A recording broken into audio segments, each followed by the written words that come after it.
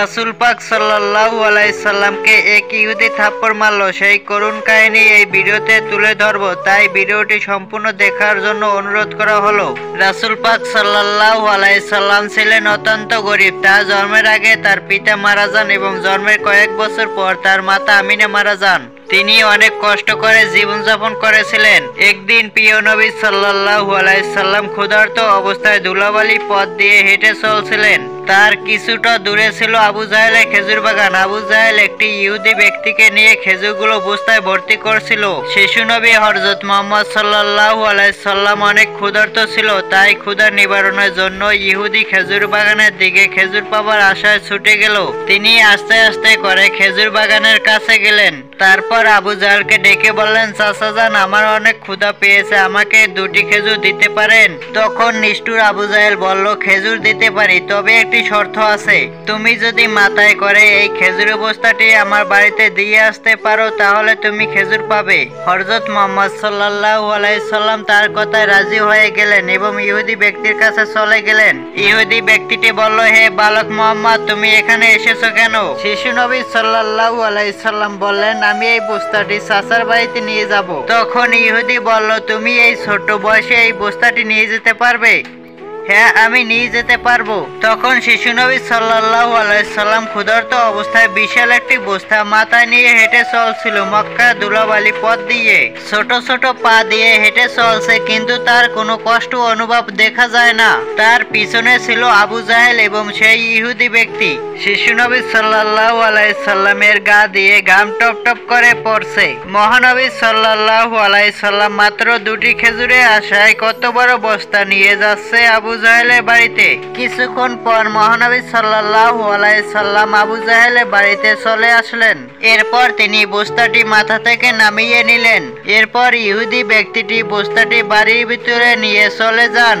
মহানবী সাল্লাল্লাহু আলাইহি সাল্লাম তারপর আবু জাহেলের কাছে চলে গেলেন, গিয়ে বললেন, চাচা যান, আমাকে খেজুর দিন। তারপর নিষ্ঠুর আবু জাহেল তাকে একটি খেজুর দিল। তখন শিশু নবী সাল্লাল্লাহু আলাইহি সাল্লাম বললেন, চাচা যান, আমাকে আরেকটি খেজুর দিবেন না? শিশু নবী আরেকটি খেজুর চাওয়াতে আবু জাহেল রেগে ক্ষোভে উত্তপ্ত হয়ে গেলেন। শিশু নবী আরেকটি খেজুর চাওয়াতে সে যেন কাল হয়ে দাঁড়ালো। তখনই আবু জাহেল শিশুটিকে একটি চল মেরে বসলো। সাথে সাথে যেন সূর্য ডুবে গেল, আকাশ অন্ধকার হয়ে গেল, চারদিক হয়ে গেল নীরব। সামান্য একটি খেজুরের জন্য শিশু নবীর গায়ে হাত তুলল আবু জাহেল। এতে আল্লাহর আরশ পর্যন্ত কেঁপে উঠল। এরপরে সেই ইহুদি ব্যক্তিটি খেজুরের বস্তাটির মুখ খুলে দেখতে পেল সবগুলো খেজুর পাথরে পরিণত হয়েছে। তখনই ইহুদি ব্যক্তিটি আবু জাহেলকে ডাক দিল। আবু জাহেল সাথে সাথে বাড়ির ভিতর ঢুকে পড়ল। তিনি এসে এই ঘটনা দেখে অবাক হয়ে গেলেন। সমস্ত খেজুর ছোট ছোট পাথরে পরিণত হয়ে গেছে। ইহুদি ভাবলেন, হে আল্লাহ, এটা কি করে সম্ভব? তখনই ইহুদি ব্যক্তি এই ঘটনাটি তার নেতাকে জানানোর জন্য ছুটে গেলেন। আবু জাহেল ঘর থেকে বের হয়ে শিশু নবীর কাছে আসলেন এবং শিশু নবীকে বললেন, হে মোহাম্মদ, তুমি তো অনেক জাদু জানো, আমার বস্তাটির খেজুরগুলো তো সব পাথর করে দিয়েছো। শিশু নবী সাল্লাল্লাহু আলাইহি সাল্লাম নরম কণ্ঠে মাথা নিচু করে বললেন, চাচা যান, আমি কিছুই জানি না। একথা শুনে নিষ্ঠুর আবু জাহেল শিশু নবীকে আরেকটি চর মেরে বসলো। চরের শব্দে যেন আবারও আকাশ কেঁপে উঠলো, পাহাড় স্তব্ধ হয়ে গেল, আর শিশুটির চোখে জমে উঠলো এক বিন্দুর অশ্রু। তারপর শিশু নবী সাল্লাল্লাহু আলাইহি সাল্লাম বললেন, চাচা যান, আপনার হাতে ব্যথা লাগেনি তো? আহা, কি মমতা! নিজে চর খেলেন, অথচ যে চর মেরেছে তার কাছে বলছে আপনি ব্যথা পাননি তো? শিশু নবী হযরত মুহাম্মদ সাল্লাল্লাহু আলাইহি সাল্লাম অপমান এবং থাপ্পড় ব্যথা মনে নিয়ে হাঁটতে শুরু করলেন। তিনি হাঁটতে হাঁটতে পাহাড়ের দিকে ছুটে গেলেন। তিনি আর বাড়ি ফিরলেন না। তিনি পাহাড়ের কাছে গিয়ে চুপচাপ দাঁড়িয়েছিলেন। এই ঘটনা দেখে গাছ, পাহাড় ইত্যাদি বলতে লাগলো, যাকে সৃষ্টি না করলে এই পৃথিবী, এই আসমান, এই জমিন কিছুই সৃষ্টি করতো না। সেই মহানবী আজ ক্ষুধার্ত, অপমানিত, অবহেলিত, কিন্তু পাষণ্ড আবু জাহেলের হৃদয় একদমই কাঁদলো না, অনুতপ্ত হলো না। এদিকে সেই ইহুদি ব্যক্তিটি তার নেতার কাছে এসে বলল, আজকে এমন একটি ঘটনা দেখেছি যা কখনো কল্পনা করিনি। আব্দুল্লাহর পুত্র শিশু মোহাম্মদের এমন একটি ঘটনা দেখেছি যাকে চর মেরলে খেজুর পাথর হয়ে যায়। আপনি কি বলতে পারবেন এটা কি জাদু না অলৌকিক ক্ষমতা? আমরা শুনেছি আমাদের ধর্মগ্রন্থে মোহাম্মদের নাম উল্লেখ রয়েছে, সে হবে শ্রেষ্ঠ নবী। মোহাম্মদ কি সেই নবী এটা জানার জন্য আমাদের ধর্মগ্রহ সান্নিধ্য প্রয়োজন। তবে সেটা যদি বাস্তব হয় আমরা তাকে বাঁচতে দেব না, এই পৃথিবী থেকে তাকে সরিয়ে দেব। তোমরা যাও আমাদের ধর্মগ্রহের কাছে এটি পৌঁছে দাও। তারপরে সেই ইহুদি ব্যক্তিটি আবারও আবু জাহেলের বাড়ির দিকে রওনা হলেন। তিনি খেজুর বাগানের পাশ দিয়ে যাবার সময় দেখতে পেলেন গাছের সব খেজুরগুলো পাথরে পরিণত হয়ে গেছে। এটা দেখে তিনি অবাক হয়ে গেলেন। তিনি আর সেখানে না দাঁড়িয়ে আবু জাহেলের বাড়ির দিকে রওনা হলেন। আবু জাহেলের কাছে এসে বললেন, ভাই আপনার খেজুর বাগানের সবগুলো খেজুর পাথরে পরিণত হয়ে গেছে, আর এটা যদি আপনি ফিরিয়ে আনতে না পারেন তাহলে অনেক বড় ক্ষতি হয়ে যাবে। তিনি আরো বললেন, এটা ফিরিয়ে আনার একমাত্র কাজ হলো শিশু মোহাম্মদের কাছে গিয়ে ক্ষমা চাওয়া। আবু জাহেল তো ক্ষমা চাওয়ার পাত্র নন, সে নিষ্ঠুর অতি চালাক। সে চালাকি করে বলল, দেখি মোহাম্মদের বাড়িতে গিয়ে। শিশু নবী সাল্লাল্লাহু আলাইহি সাল্লাম থাকতেন তখন আবু তালেবের বাড়িতে। তখন আবু জাহেল এবং সেই ইহুদি ব্যক্তিটি আবু তালেবের বাড়িতে আসলেন এবং বললেন, হে আবু তালেব তুমি বলো মোহাম্মদ কোথায়? আবু তালেব বললেন, মোহাম্মদ তো এখনো বাড়ি ফেরেনি, কেন কি হয়েছে? আবু জাহেল বললেন, হ্যাঁ দরকার আছে, সে আমার খেজুর বাগানে গিয়েছিল। আবু জাহেল তখন সম্পূর্ণ ঘটনাটি খুলে না বলে সে বললেন, দেখো কোথায় যেন গিয়ে পাহাড়ের কাছে দাঁড়িয়ে আছে, সেখানে বাঘ ভালুক তাকে খেয়ে ফেলেছে। আবু তালেব শিশু মোহাম্মদকে অনেক ভালোবাসতেন। তিনি সেখানে একটু দেরি না করে তাকে খুঁজতে বের হলেন। শিশু নবী ক্ষুধার জ্বালায় পাহাড়ের কিনারে বসে কাঁদতেছিলেন আর বললেন, হে আল্লাহ, আজকে যদি আমার বাবা বেঁচে থাকতো তাহলে আমার সাথে এরকমের আচরণ কেউই করতে পারতো না। আজকে ক্ষুধার জ্বালায় আমাকে এরকমের কাতরাতে হতো না। আজকে ক্ষুধার জ্বালায় আমাকে আবু জাহেলের কাছে মার খেতে হতো না, আর আমাকে এরকমের থাপ্পড় খেতে হতো না। এই বলে তিনি পাহাড়ের কাছে দাঁড়িয়ে কাঁদতেছিলেন। তার কান্না দেখে বনের বাঘ ভালুক হরিণ তার কাছে ছুটে আসলেন এবং বললেন, হে আল্লাহ নবী, কেঁদো না তুমি, তোমার গায়ের আঘাত যেন আমাদের শরীরে লেগেছে। তারা যেন মোহাম্মদকে সান্ত্বনা দিচ্ছিলেন। কিছুক্ষণ পরে তার চাচা আবু তালেব সেখানে উপস্থিত হন। আবু তালেব বলল, হে মোহাম্মদ তুমি কষ্ট পেও না, আমি আবু তালেব তোমার সব সময় পাশে থাকবো। আমি যতদিন বেঁচে আছি তোমার গায়ে কেউ হাত তুলতে পারবে না। এই বলে তিনি মোহাম্মদকে নিয়ে বাড়ির দিকে রওনা হলেন। ওই দিন রাতে আবু তালেব চলে গেলেন আবু জাহেলের বাড়িতে। তারপরে আবু জাহেলকে বলল, তুমি শিশু নবী হযরত মুহাম্মদ সাল্লাল্লাহু আলাইহি সাল্লামকে আঘাত করে কাজটা একদমই ঠিক করনি। তুমি নিজেও জানো সে কোনো জাদুকর নন এবং তিনি কোনো সাধারণ মানুষও নন, সে হলো আল্লাহর প্রিয় নবী। এ কথা বলে আবু তালেব সেখান থেকে চলে আসলেন। আবু জাহেল অত্যন্ত অত্যাচারী কঠোর হৃদয়ের মানুষ ছিলেন। সে ছিল অত্যন্ত পাপী। সে মোহাম্মদকে আল্লাহর নবী বলে স্বীকার করেন না। সেই রাতে আকাশে উজ্জ্বল আলো দেখা গেল। সবাই ভাবলো বুঝে কোনো তারা পড়েছে।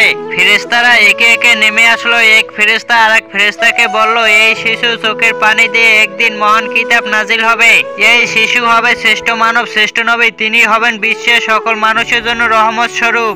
এদিকে ইহুদি কাফেররা এই ঘটনা শোনার পর তাকে হত্যা করার জন্য পাগল হয়ে যায়। কেননা তারা চেয়েছিল যে শেষ নবী তাদের বংশে জন্ম হোক, কিন্তু তা হয়নি। তাদের মধ্যে একজন ইহুদি তাদের ধর্মগ্রহের সাথে সবকিছু খুলে বললেন। তখন তাদের ধর্মগ্রহ বললেন, আমি চিনিছি তাকে, তিনি হলেন সেই নবী যার বর্ণনা আমাদের কিতাবে আছে। তার দুটি চিহ্ন আছে, একটি কাঁধে নবুয়তে মোহর, অন্যটিতে দৃষ্টিতে রহমত। একজন ইহুদি বললেন, তাহলে আপনি কি ঈমান আনবেন? তখন তিনি চুপ করলেন, মাথা নিচু করলেন, তারপর শুধু বললেন, আমি চেয়েছিলাম আমাদের বংশে আসুক, তাই কি আমরা সত্যকে অস্বীকার করব? শিশু নবী সাল্লাল্লাহু আলাইহি সাল্লাম আবু তালেবের ছাগল দেখাশোনা করতেন। একদিন তিনি ছাগল নিয়ে আসার সময় দেখতে পেলেন এক জায়গায় দাসীদের বেচাকেনা চলছে। সেখানে পুরুষদের অনেক নির্মমভাবে নির্যাতন করা হতো এবং মহিলাদের অনেক উচ্চ দামে বিক্রি করে দেওয়া হতো। এটা দেখে তার অনেক কষ্ট হচ্ছিল। এদিকে তার চাচা আবু লাহাব দাসীদের বেচাকেনা করত। তার চাচা একটি মহিলাকে উচ্চ দামে বিক্রি করছিল। তখন শিশু নবী গিয়ে বলল, চাচা যান, আপনি এই মহিলাকে বিক্রি করবেন না। তখন তার চাচা আবু লাহাব বলল, আমি এই মহিলাকে অনেক দাম দিয়ে কিনেছি, কেউ যদি আমাকে সে টাকা দিয়ে দেয় তাহলে তাকে মুক্তি করে দেব। তখন দয়াল নবী সাল্লাল্লাহু আলাইহি সাল্লাম তার চাচার টাকা পরিশোধ করে সেই মহিলাকে মুক্তি করে দিল। দয়াল নবীর কারণে সেই মহিলা মুক্তি পেল। প্রিয় বন্ধুরা, আজকের এই ভিডিওতে আমরা বলবো হযরত ফাতিমা রাদিয়াল্লাহু আনহার জন্য জান্নাত থেকে পোশাক আসার একটি বিস্ময়কর সত্য ঘটনা সম্পর্কে, যা শুনলে আপনার হৃদয় ছুঁয়ে যাবে ইনশাআল্লাহ। তাই ভিডিওটি একবারে শেষ পর্যন্ত দেখবেন। বিশ্বনবী হযরত মুহাম্মদ সাল্লাল্লাহু আলাইহি সাল্লামের মেয়ে হযরত ফাতিমা রাদিয়াল্লাহু আনহা যখন ছোট ছিলেন তখন একটি ইহুদি মেয়ের সাথে তার বন্ধুত্ব হয়েছিল। তাদের বন্ধুত্ব হওয়ার পরে প্রায় 12 বছর পার হয়ে গিয়েছিল। তারপরে একদিন সেই ইহুদি মেয়েটির বাবা তার মেয়েকে বলেন যে সে তার জন্য একজন স্বামী নির্বাচন করেছেন। ছেলেটি হলো শিল্পপতি ইহুদি ছেলে। বাবা তখন মেয়েকে জিজ্ঞেস করলেন, মা তুমি কি এই বিয়েতে রাজি? মেয়েটি বলল, বাবা তোমার এই উত্তরটি আমি কালকে দেব, আজকে রাত আমাকে সময় দিন, আমি একটু ভেবে দেখি। মেয়েটি তার বাবার কাছ থেকে সময় নিয়ে আর কোনো দিকে তাকালেন না, দৌড় দিয়ে হযরত ফাতিমা রাদিয়াল্লাহু আনহার কাছে চলে আসলেন। মেয়েটি হযরত ফাতিমা রাদিয়াল্লাহু আনহার কাছে এসে বললেন, হে বোন, তোমার সাথে আমার 12 বছরের সম্পর্ক, তুমি কখনোই আমাকে ভুল পরামর্শ দেওনি। বাবা একজন ইহুদি ছেলের সাথে আমার বিয়ে ঠিক করে ফেলেছেন, এখন তুমি আমাকে বলো যে আমি ওই বিয়েতে রাজি হব কিনা। ফাতিমা রাদিয়াল্লাহু আনহা বললেন, তোমার বাবা যেহেতু বিয়ে ঠিক করেছেন সেহেতু তুমি বিয়েতে রাজি হয়ে যাও। তখন মেয়েটি ফাতিমা রাদিয়াল্লাহু আনহাকে বললেন, হে বোন, আমি একটি শর্তে বিয়েতে রাজি হতে পারি, যদি তুমি আমার বিয়েতে উপস্থিত থাকো। তুমি তো জানো আমি তোমাকে অনেক ভালোবাসি। তখন ফাতিমা রাদিয়াল্লাহু আনহা বললেন, বোন তোমরা ইহুদি এবং আমরা মুসলমান, আর তুমি জানো ইহুদিরা মুসলমানদের সহ্য করতে পারে না। আমি যদি তোমার বিয়েতে উপস্থিত থাকি তাহলে মুসলমানরা আমার বাবাকে নিয়ে ঠাট্টা করবে, এছাড়াও ইহুদি সম্প্রদায়ের মধ্যেও তুমি অপমানিত হবে, তাই আমি তোমার বিয়েতে উপস্থিত থাকতে পারবো না। তখন সেই ইহুদি মেয়েটি বলল, হে ফাতিমা, তুমি যদি আমার বিয়েতে না যাও তাহলে আজকে তোমাকে কথা দিলাম কিয়ামত হয়ে গেল আমি কোনো ছেলেকে বিয়ে করব না। তাই এক পর্যায়ে ফাতিমা রাদিয়াল্লাহু আনহা বললেন, হে বোন ঠিক আছে, আমি তোমার বিয়েতে যাব, তুমি তোমার বাবাকে জানিয়ে দিও। তখন মেয়েটি দৌড়ে এসে তার বাবাকে ডাক দিয়ে বলল, বাবা আমি এই বিয়েতে রাজি, তবে আমার একটি শর্ত আছে, সেটি হলো আমার বিয়েতে মুহাম্মাদের মেয়ে ফাতিমা আমার সাথে থাকবে।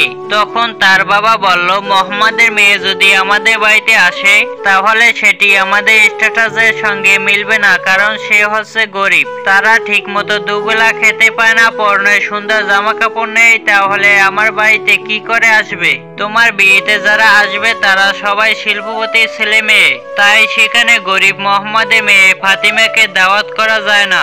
তখন মেয়েটি বলল, ফাতিমাকে যদি আমার বিয়েতে আসতে না দেন তাহলে জীবনও আপনি আমাকে বিয়ে দিতে পারবেন না।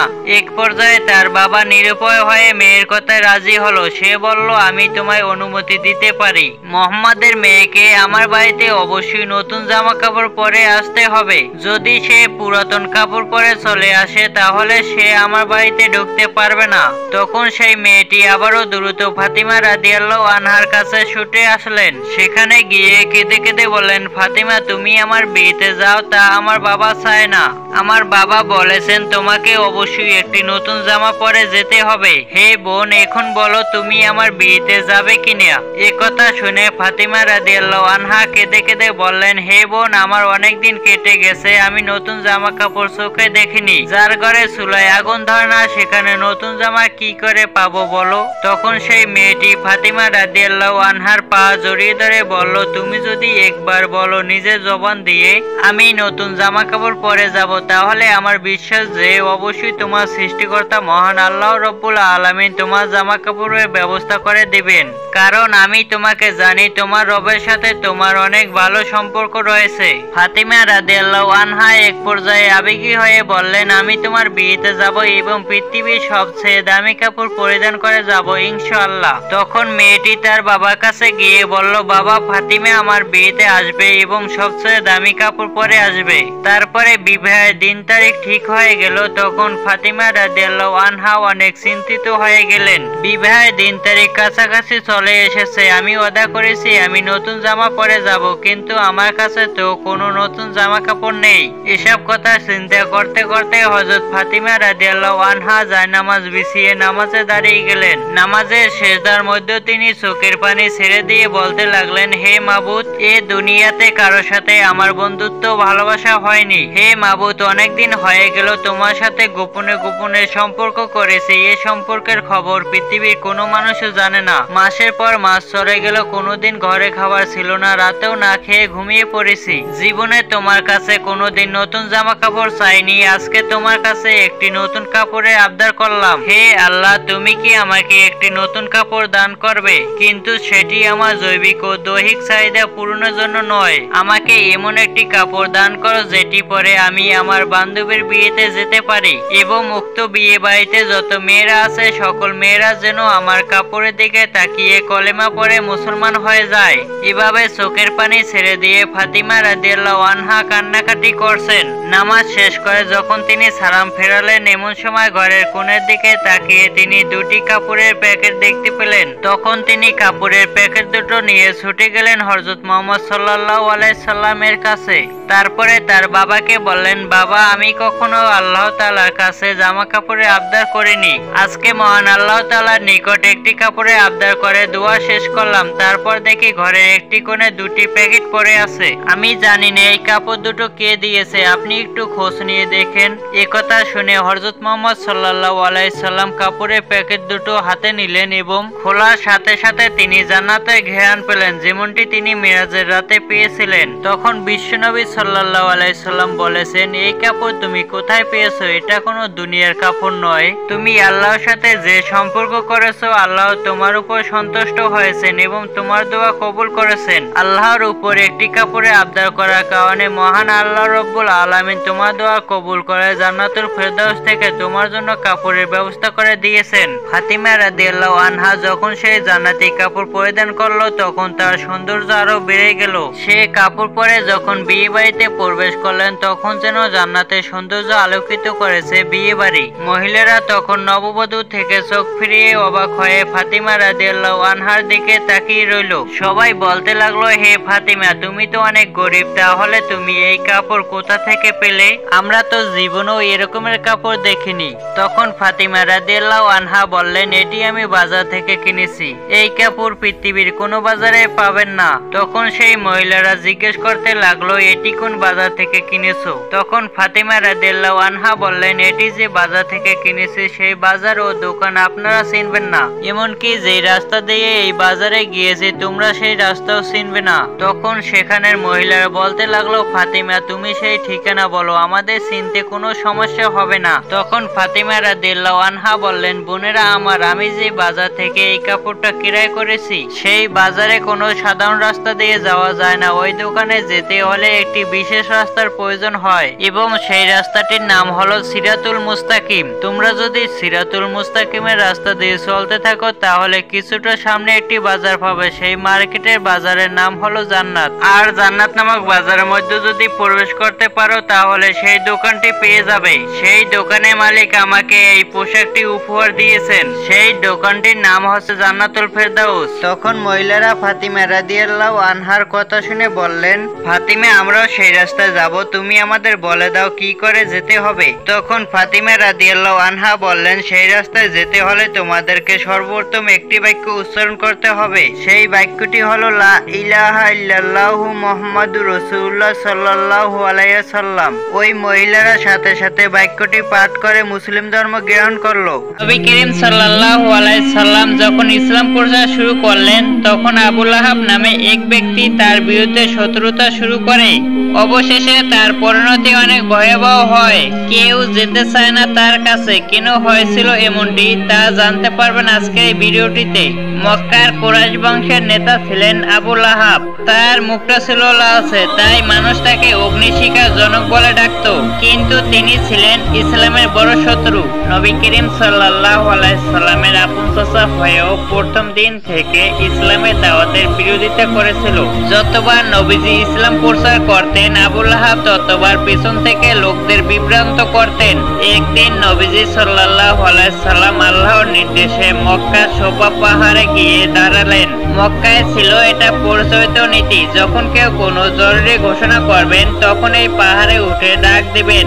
নবীজি সাল্লাল্লাহু আলাইহি সাল্লাম সেদিন এই পাহাড়ে উঠে জোরে জোরে ডাক দিতে লাগলেন, হে কুরাইশ বংশের লোকেরা, তোমরা সবাই এখানে এসো। এই ডাকে মক্কার লোকেরা দ্রুত আসলেন তার কথা শোনার জন্য। নবী করিম সাল্লাল্লাহু আলাইহি সাল্লাম দেখতে পেলেন যখন তারা তার কথা মনোযোগ দিয়ে শুনছেন, তখন তিনি বললেন, যদি আমি বলি এই পাহাড়ের ওপাশে এক বিশাল বাহিনী লুকিয়ে আছে যারা তোমাদের আক্রমণ করতে আসবে, তোমরা কি আমার এই কথা বিশ্বাস করবে? তখন লোকেরা বললেন, অবশ্যই, কেননা তুমি তো কখনো মিথ্যা বলনি।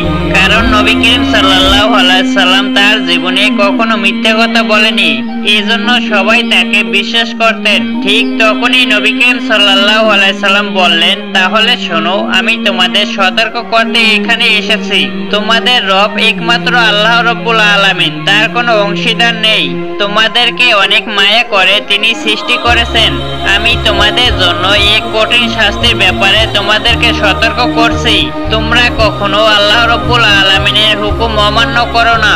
নবীজির এই কথা শুনে সবাই এক মুহূর্তের জন্য চুপ হয়ে গেলেন, কিন্তু আবুল আহাব রেগে গেলেন। তিনি চিৎকার করে বললেন, তোমার সর্বনাশ হোক, এজন্য তুমি আমাদের এখানে ডেকেছো। এরপরে নবীজিকে নিয়ে অনেক উপহাস করলেন আর বিরক্ত হয়ে সেখান থেকে চলে গেলেন। এই ঘটনার পরে আল্লাহ রাব্বুল আলামিন আবুল আহাবের বিরুদ্ধে কোরআনের এক শক্তিশালী আয়াত নাযিল করলেন, আবুল আহাবের দুই হাত ধ্বংস হোক এবং সে নিজেও ধ্বংস হোক। সূরা আল মাসাদ আয়াত 1। এই আয়াতটি নাযিল হবার পর আবুল আহাব আরো ক্ষিপ্ত হয়ে উঠলেন। সে নবীজিকে দমিয়ে রাখার জন্য আরো বেশি করে বাধা দিতে লাগলেন, যাতে করে নবী করিম সাল্লাল্লাহু আলাইহি সাল্লাম ইসলামের বাণী মানুষের কাছে পৌঁছে দিতে না পারে।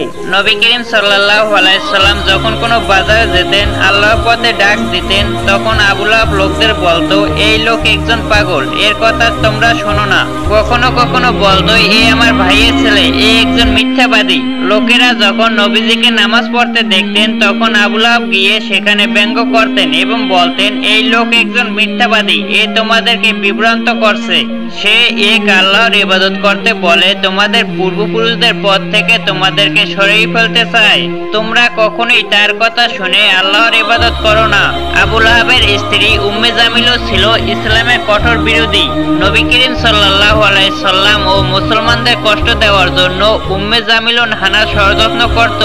নবী করিম সাল্লাল্লাহু আলাইহি সাল্লাম যতবার মানুষকে ইসলামের পথে ডাকতেন, উম্মে জামিলও ততবার তার পথে বাধা হয়ে দাঁড়াতেন। সে কখনো কখনো গোপনে গিয়ে নবী করিম সাল্লাল্লাহু আলাইহি সাল্লাম যে পথ দিয়ে চলতেন সেখানে শুকনো কাটা ফেলে রাখতেন।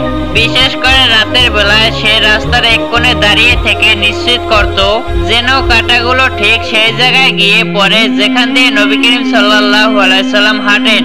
তার আশা ছিল নবী করিম সাল্লাল্লাহু আলাইহি সাল্লাম সকালে বের হলে তার পায়ে যেন কাটা ফোটে, তিনি ব্যথা পাবেন, তার পা থেকে রক্ত বের হবে।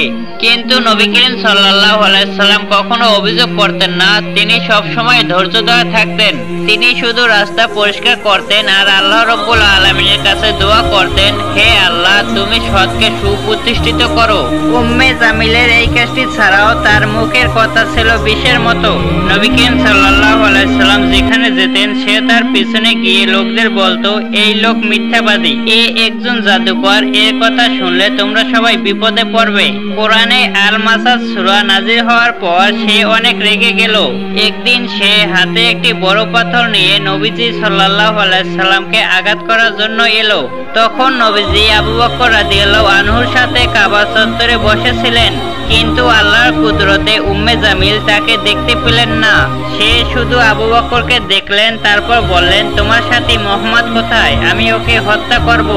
যখন বদরের যুদ্ধ হয়েছিল তখন আবুল আহাব সেই যুদ্ধে অংশগ্রহণ করেননি। সে আশা করেছিলেন কুরাইশ বাহিনী নিশ্চয়ই মুসলমানদের নিশ্চিহ্ন করে দেবে, এই দুনিয়া থেকে ইসলামকে তারা সরিয়ে দেবে। কিন্তু যখন সে এর উল্টো খবর শুনে তখন তিনি হতবাক হয়ে গেলেন। যখন একজন লোক এসে বলল মুসলমানরা জয়ী হয়েছে, কুরাইশদের বড় বড় নেতারা নিহত হয়েছে আবু জাহেলও মারা গেছেন। এই খবর শুনে আবু লাহাবের মুখ কালো হয়ে গেল, তার শরীর কাঁপতে লাগলো। সে বিশ্বাস করতে পারছিল না মুহাম্মদ সাল্লাল্লাহু আলাইহি সাল্লামের অনুসারীরা মাত্র 313 জন, অথচ কুরাইশদের শক্তিশালী 1000 সৈন্য পরাজিত হয়েছে। সে তখন চিৎকার করে বলতে লাগলো, এটা অসম্ভব, কুরাইশ পরাজিত হতে পারে না। কিন্তু এই সত্য মেনে নেওয়া ছাড়া তার আর কোনো উপায় থাকে না। বদরের যুদ্ধের পর থেকে আবু লাহাব মানসিকভাবে ভেঙে পড়েন। এরপর কয়েকদিনের মধ্যেই তার শরীরে দেখা দিল এক অদ্ভুত রোগ। সে অনুভব করলো তার শরীর ভিতর থেকে পচতে শুরু করেছে। প্রথমে তার গায়ে ছোট ছোট ফুসকুড়ি দেখা দিল, তারপর সেগুলো বড় হতে লাগলো। তার শরীর থেকে দুর্গন্ধ বের হতে লাগলো। দিনের পর দিন তার শরীর থেকে দূষিত রক্ত আর পুজ বের হতে থাকলো। মক্কার লোকেরা বুঝলেন আবু লাহাবের শরীরে এক ভয়ানক সংক্রমণ ছড়িয়ে পড়েছে। একজন বললেন, ওর শরীর থেকে দুর্গন্ধ বের হচ্ছে, আমি যদি ওর কাছে যাই আমি নিজেও আক্রান্ত হয়ে যাব। এরপর সবাই দূরে সরে গেলেন। তার নিজের আত্মীয়রাও তার কাছে আসতে চাইলেন না। আবু লাহাব কাতরাতে লাগলেন। সে চিৎকার করে বলল, কেউ আমাকে একটু পানি দাও, কেউ আমার পাশে একটু আসো। কিন্তু তার কথা শুনে কেউ এগিয়ে এলেন না। সকলেই দূর থেকে দাঁড়িয়ে তার তামাশা দেখতে লাগলেন, কিন্তু কেউ তার কাছে গেলেন না। সে কাতরাতে কাতরাতে এক সময় মৃত্যুবরণ করলেন। তার মৃতদেহ স্পর্শ করতে কেউ রাজি হলো না। লোকেরা তার লাশ দেখেও দূরে সরে গেলেন, কাছে গেলেন না। কেউ কেউ বলল, তাকে যদি আমরা ধরি তাহলে আমাদেরও এই অবস্থা হবে। তার আত্মীয়রাও সাহস করলো না তাকে গোসল করাতে, কাপড় পরাতে, কবর দিতে। অবশেষে তারা একটি লম্বা লাঠি নিলেন। লাঠি দিয়ে দূর থেকে তারা লাশ ধাক্কা দিয়ে একটি গর্তে ফেলে দিল। তারপরে উপর থেকে মাটি ও পাথর দিয়ে চাপা দিয়ে দিলেন। প্রিয় দর্শক, আজকের এই ভিডিওটি কেমন লাগলো অবশ্যই কমেন্ট করে জানাবেন।